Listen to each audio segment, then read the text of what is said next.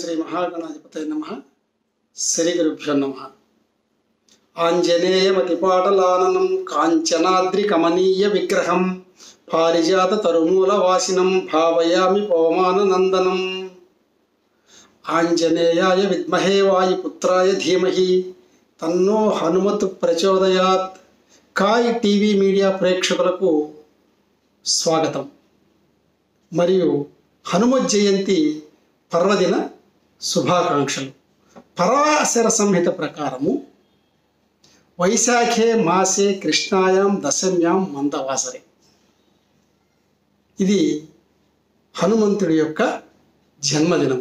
అంటే క్రోధినామ సంవత్సరం, ఉత్తరాయణం, వసంత ఋతువు, వైశాఖ మాసం, కృష్ణపక్షం, దశమి అనగా 2024 సంవత్సరం జూన్ 1వ తేదీ శనివారం రోజున ఆంజనేయ స్వామి వారి జన్మదిన వేడుకలను మనం జరుపుకుంటాం. దీనినే హనుమత్ జయంతిగా జరుపుకుంటాం. అయితే ఆంజనేయ స్వామి వారిని హనుమత్ జయంతి రోజు ఎవరైతే ఆరాధిస్తారో వాళ్ళకి ముఖ్యముగా గ్రహపీడలన్నీ తొలగిపోతాయి. గ్రహ బాధలకు ప్రధానమైన దేవత, అంటే అవి తొలగిపోవడానికి ప్రధానమైన దేవత ఆంజనేయ స్వామి. అందువల్ల హనుమత్ జయంతి రోజున చక్కగా అందరూ కూడా హనుమంతుడిని పూజించుకోవాలి. అంకురార్పణ, విఘ్నేశ్వర పూజ, పంచామృతాభిషేకం, సహస్రనామాలతో ఆకు పూజ, పంచసూక్త సహిత మన్యుసూక్త హవనము, అలాగే 1,00,000 పుష్పార్చన, వడమాల ధారణ, అలాగే వాల పూజ, ప్రత్యేక సింధూర పూజ, సువర్చన సహిత ఆంజనేయ స్వామి వారి కళ్యాణము, అలాగే మహదాశీర్వచనము, వేదాశీర్వచనము, చివరగా రథోత్సవము, గ్రామోత్సవాలు వైభవంగా జరుపుతారు.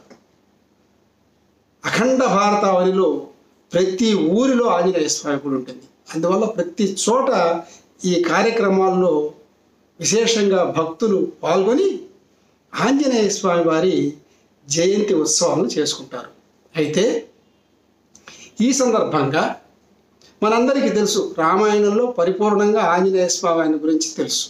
అయితే విచిత్రం ఏంటంటే మహాభారతంలో అరణ్య పర్వం, దాన్ని వనపర్వం అని కూడా అంటారు. ఆ అరణ్య పర్వంలో ఆంజనేయ స్వామి వారు పాండవులలో ఒకడైన భీముడికి దర్శనమిస్తాడు.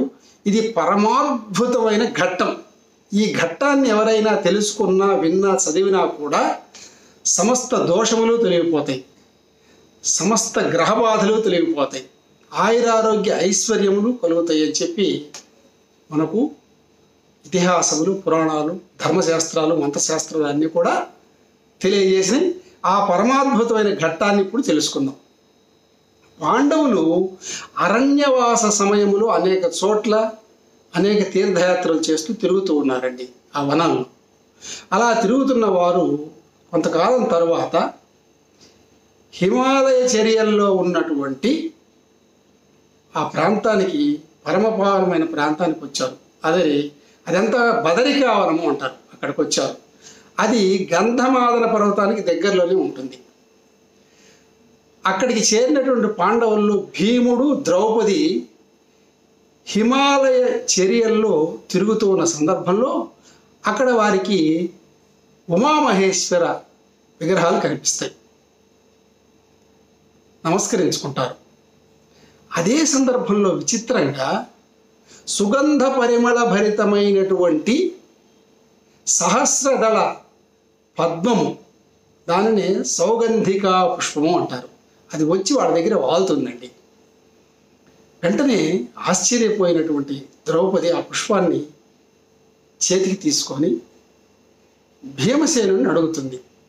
ఇలాంటి పుష్పములు నాకు పార్వతీ పరమేశ్వరులకు పూజ చేయుటకు చాలా కావాలి, తెచ్చి ఇవ్వమంటుంది. వెంటనే ఆలోచించకుండా భీమసేనుడు బయలుదేరతాడు. అలా అడవిలో చాలా దూరం వెళుతూ ఉంటాడు. వెళుతూ మధ్య మధ్యలో సరస్సుల దగ్గర స్నానం చేస్తాడు. గదను పైకి కిందికి తిప్పుతూ ఉంటాడు. పెద్దగా ఒక చోటకి వెళ్ళి సింహనాదం చేస్తాడు. ఆ ప్రాంతంలోని గంధమాదన పర్వత శ్రేణుల్లోని ఒక గుహలో రామనామ జపం చేసుకుంటున్న చిరంజీవి అయినటువంటి ఆంజనేయ స్వామి చెవు తాకుతుంది. వెంటనే ఆయన ఎవరిదా ఈ అద్భుతమైన సింహనాదం అని గమనించి ఆ వచ్చేటటువంటి వాడు వాయుపుత్రుడు, నా సోదరుడైనటువంటి భీమసేనుడని గ్రహిస్తాడు. భీమసేనుడు ఆంజనేయ స్వామి వానర రూపంలో ఉంటే అక్కడికి దగ్గరికి వెళ్తాడు. అయితే భీమసేనుడి యొక్క దారికి ఆంజనేయ స్వామి వారి తోక అడ్డంగా ఉంటుంది. అప్పుడు భీమసేనుడు వెంటనే వానరాన్ని పరుష పదజాలంతో, ఓ కోతి జానడు, తోక మూరెడు, కాబట్టి నా దారికి అడ్డం ఉంది, పక్కకు తీసేయమంటాడు. అయ్యా, నేను వృద్ధ వానరమును, కదలలేను, కాబట్టి నీవు ఈ తోకను పక్కకు పెట్టి వెళ్ళిపోవచ్చు అంటాడు. అంటూనే నీవు ఎవరో నాయనా అని భీమసేనుడిని అడుగుతాడు. నేను అరివీర భయంకరుణ్ణి, ప్రతాపవంతుణ్ణి, జరాసంధుడు, బకుడు ఆదిగా గల గొప్ప గొప్ప వ్యక్తులను సంహరించిన వాడిని, యుధిష్ఠిరుడి యొక్క సోదరుడిని అని చెప్తాడు. సరే నాయన, నీవు ఎవరైతే వెళ్ళి తోకను ఒక పక్కకు పెట్టి వెళ్ళమంటాడు. అప్పుడు ఈ తోక పక్కకు పెట్టడం నాకు ఒక లెక్క అని చెప్పి ఎంతో ప్రయత్నం చేస్తాడు. కానీ తోకను ఎత్తలేడు, పక్కన పెట్టలేడు. ఎంత ప్రయత్నం చేసినా భంగపడతాడు. ఆలోచిస్తాడు. ఆంజనేయ స్వామి ఎత్తునాయన అంటాడు. ఏమిటి, నువ్వేమన్నా మాయావివా, రాక్షసుడివా, ఏం జరుగుతున్నది అని అంటాడు. నేను మాయావిని కాదు, రాక్షసుడిని కాదు నాయన అంటాడు. తర్వాత ఎంతసేపటికి తోక ఎత్తలేక భీముడు ఏమిటి, నాగాయుత బల సంపన్నుడైన నాకన్నా బలవంతుడు ఈ యుగంలో ఉన్నాడా, నాకేమిటి పరీక్ష అని బాధపడతాడు. వెంటనే అది గ్రహించిన ఆంజనేయ స్వామి భీముడికి జ్ఞానోదయం కలిగజేస్తాడు. నాయన, ఈ యుగంలో లేకపోవచ్చు కానీ అని తెలియజేస్తాడు. వెంటనే భీముడికి జ్ఞానోదయం కలిగి, ఓహో, ఈయన త్రేతాయుగంలో ఉన్నటువంటి వాయుపుత్రుడైన నా సోదరుడు ఆంజనేయ స్వామిని గ్రహించి ఆంజనేయ స్వామిని నమస్కరించి పరిపరి విధాల ఆరాధిస్తాడు, పొగుడుతాడు. వెంటనే ఆంజనేయ స్వామి దివ్యమంగళ విగ్రహాన్ని దర్శిస్తాడు. ఆయన చూపిస్తాడనమాట. ఎంత చూపిస్తాడంటే అక్కడున్న రంభావనాన్ని మించి పైకి వెళ్తాడు.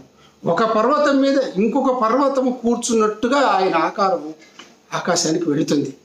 ఆ వాదమంతా దిక్కుల చుట్టూ అట్లా కప్పివేస్తుంది. ఆ విరాట్ స్వరూపాన్ని చూసినటువంటి భీముడు వెంటనే నమస్కరించుకొని ఆంజనేయుడిని పొగుడుతాడు, స్తుతిస్తాడు. మనోజవం మారుతతుల్య వేగం జితేంద్రియం బుద్ధిమతాం వరిష్టం వాతాత్మజం వానరయూధ ముఖ్యం శ్రీరామదూతం శిరసా నమామి. జయ జయ మహాసత్వబాహ మహావజ్రదేహ పరిభూత సూర్యాకృతామర్చకార్య మహావీర హంవీర హేమాద్రిధీర ధరాజాత శ్రీరామ సౌమిత్రి సంవేష్టితాత్మా మహాత్మా నమో వాయుపుత్ర నమో సచ్చరిత్ర నమో జానకీ ప్రాణదాత భవిష్యద్విధాత హనుమంత కారుణ్యవంత ప్రశాంత నమస్తే నమస్తే నమస్తే నమః అని నమస్కరించుకుంటాడు. ఆంజనేయ స్వామి, వీరాంజనేయ స్వామి వారు ప్రసన్నుడవుతాడు. ప్రసన్నుడై భీముడికి చెప్తాడు, రామకథను చెప్తాడు, రామాయణం చెప్తాడు. భీమసేన, ఆనాడు సీతామాతకు చెప్పాను రాముడి చరిత్ర, మళ్ళా పరిపూర్ణంగా నీకు చెప్తున్నాను అని వాత్సల్యంగా దగ్గరికి తీసుకుని అంతా చెప్తాడనమాట. ఆ తర్వాత శ్రీరామచంద్ర కరుణా కటాక్ష పాత్రుడో దివ్య రూప ప్రదర్శన దక్షుడో నాయన నీవు మహానుభావ. దివ్యరూప ప్రదర్శన దక్షుడివే కాదు, సంజీవ పర్వతాన్ని సమూలంగా పెకలించి తెచ్చినటువంటి మహానుభావుడు అని చెప్పి నమస్కరించుకొని నా జన్మ చరితార్థమైందని చెప్పి భావిస్తాడు. వెంటనే ఆంజనేయ స్వామి వాత్సల్యంతో భీముణ్ణి ఆలింగనం చేసుకుంటాడు. అప్పుడు భీముడికి రెట్టింపు ఉత్సాహం వస్తుంది. బలవంతుడైనటువంటి భీముడు అతి బలుడు అవుతాడు. అతని దగ్గర ఉన్నటువంటి శ్రమంతా పోతుంది, ఉత్సాహం తేజస్సు వస్తుంది. ఆ తర్వాత భీమసేన, మరి నువ్వు నా యొక్క త్రేతాయుగ రూపాన్ని చూపించమని అడుగుతున్నావు. అది అసాధ్యము, దానికి నీ శక్తి చాలదు, నీ సమర్థత చాలదు. అది అవసరం వచ్చినప్పుడే నేను ఆ రూపాన్ని చూపిస్తానని చెప్తాడు. తర్వాత భీమసేనుడు ఎంతో సంతోషపడతాడు. ఆ తర్వాత కూడా ధార్తరాష్ట్రులను మీరు కావాలంటే నేను సంహరిస్తాను, హస్తినకు వచ్చి చెప్పమని అడుగుతాడు. మా ధర్మాన్ని మేము నిర్వర్తించేటట్టు, వాళ్ళని సంహరించేటట్టు మాకు శక్తి ఇవ్వయ్యా మహానుభావ అని చెప్పి అడుగుతాడు. సరే తథాస్తు అంటాడు. రాబోయే భారత యుద్ధంలో జెండాపై కపిరాజుగా ఉండి మీ విజయానికి తోడ్పడతాను, నీ సింహనాదంతో నా సింహనాదాన్ని కలిపి మీకు విజయాన్ని అందిస్తానని మాటిస్తాడు. ఆ తర్వాత ఇక్కడ యక్షులు కామరూపంలో ఉంటారు. వాళ్ళు ఈ కుబేరుడి యొక్క సరస్సులో నీకు ఈ సౌగంధిక పుష్పాలు దొరుకుతాయి, అక్కడికి వెళ్ళి యక్షుల్ని మెప్పించి ఏ ప్రలోభాలకు లొంగకుండా కుబేరుడి మన్ననలు పొంది ఆ పుష్పాలు తెచ్చుకోమని చెప్పి సలహా ఇస్తాడు. అలా సలహా ఇస్తూనే కొన్ని అద్భుతమైనటువంటి మాటలు చెప్తాడండి. దేవతలు భక్తికి లొంగుతారు భీమసేన, సదాచారం నుండి ధర్మం ఉద్భవిస్తుంది, ధర్మం వలన వేదములు ప్రతిష్ఠింపబడతాయి, వేదముల వలన యజ్ఞయాగాదులు జరుగుతాయి, యజ్ఞముల వలన దేవతలు తృప్తి చెంది ప్రసన్నులవుతారు. అప్పుడు సకాలంలో వర్షాలు పడి సంపదలు వృద్ధి చెంది దేశం సుభిక్షంగా ఉంటుంది. ఇది నువ్వు గమనించు అని చెప్పంగానే నా జన్మ ధన్యమైంది మహాభావాన్ని. వెంటనే భీముడు అక్కడి నుంచి కుబేరుడి దగ్గరికి వెళ్ళి యక్షులతో యుద్ధం చేసి కుబేరుడిని మెప్పించి, కుబేరుడు కూడా వచ్చినవాడు ధర్మాత్ముడు, యుధిష్ఠిరుని సోదరుడు, శ్రీకృష్ణ పరమాత్మ అండ ఉన్నవాడు అని తెలుసుకొని కావలసినన్ని సౌగంధిక పుష్పాలను ఇస్తాడు. వాటిని అన్నింటినీ తీసుకొని జై ఆంజనేయ, జై వీరాంజనేయ అనుకుంటూ ఆయన దోవన ఆయన మళ్ళీ యథావిధిగా ఆ భద్రికావనం దగ్గరికి వెళ్ళి లోమస మహర్షి, ధౌమ్యుల వారు, పాండవుల గురువు, అలాగే మిగతా పాండవుల్ని, ద్రౌపదిని అందరినీ కలుసుకొని ఈ పుష్పములతో చక్కగా ఉమామహేశ్వరుని పూజించి ఆ తర్వాత మరి ఒక ప్రాంతానికి వెళ్తారు. ఇది మహాభారతంలో అరణ్య పర్వంలో ఉన్నటువంటి పరమాద్భుతమైనటువంటి కథ. ఈ కథ విన్న వాళ్ళందరికీ సుఖశాంతులు కలుగుతాయి, ధైర్యం కలుగుతుంది, విజయాలు కలుగుతాయి అని తెలియజేస్తూ ఈరోజు హనుమత్ జయంతి సందర్భంగా అందరూ కూడా చక్కగా ఆంజనేయ స్వామిని పూజించుకొని ఆయన యొక్క కృపా కటాక్ష వీక్షణములకు పాత్రులై బుద్ధి, బలము, యశస్సు, సంపదలు అన్నీ పొందాలని మనస వాచ కర్మణ కోరుకుంటూ సర్వే జనా సుఖినో భవంతు. స్వస్తి. మరిన్ని అప్డేట్స్ కోసం మా కాయ్ టీవీని సబ్స్క్రైబ్ చేసుకోండి. మా వీడియో కనుక మీకు నచ్చినట్లయితే లైక్ చేయండి, షేర్ చేయండి. మీ విలువైన అభిప్రాయాలను కామెంట్ బాక్స్లో తెలియజేయండి.